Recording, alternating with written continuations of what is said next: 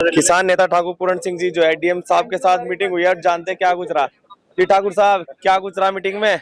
हाँ, मीटिंग अच्छी रही। आदरणीय जिलाधिकारी महोदय ने सब विषयों को गंभीरता से सुना और जो मिस्टेक रही होंगी वो अधिकारियों के बीच में रही, उसका भी निस्तारण आज हुआ कि भाई किसान को अपनी बात कहने का अधिकार है और वो हमेशा अपनी बात कहता रहेगा।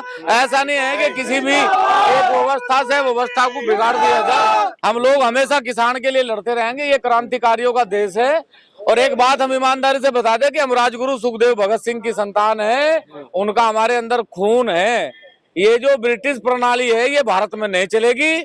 आज भी उनके अनुयायी जिंदा हैं और अपने इस देश को बचाने के लिए, किसानों को बचाने के लिए, मजदूर को बचाने के लिए हमेशा लड़ते रहेंगे, हमेशा लड़े। तो आप कह रहे हो किसानों को अपनी बात रखने का अधिकार है, तो क्या आप बताइए इस तरीके से तरीका सही था? बताया जा रहा है कि ट्रैक्टर चढ़ाने का प्रयास किया गया था।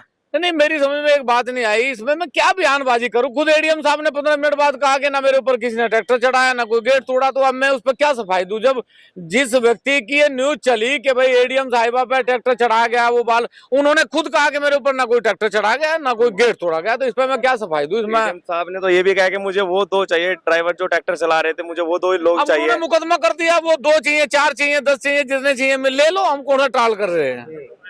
अब क्या बातचीत हुई? मुकदमों को लेकर भी कुछ बातचीत हुई? कोई बात मुकदमों को लेकर नहीं हुई। एडीएम साहब ने मुकदमा कह के लिखवाया होगा, उन्होंने सफाई दी और सफाई के बाद ये तय हुआ कि मेरे ऊपर किसी प्रकार का कोई घटना घटित नहीं हुई, इसलिए मुकदमा स्वतः समाप्त हो जाना चाहिए। तो आपकी जो तमाम मांगे थी वो क्या आज जिलाधिकारी साहब ने सभी संबंधित जनपद के अधिकारियों को बुलाया था, चाहे वो गन्ने के हों, बिजली के हों, चाहे वो प्रदूषण के हों, चाहे कोऑपरेटिव सोसाइटी के हों, जितने भी संबंधित अधिकारी थे सब आए और सबको निर्देश कर दिया कि ये सारी समस्याओं का मुझे 1 हफ्ते के अंदर निस्तारण चाहिए।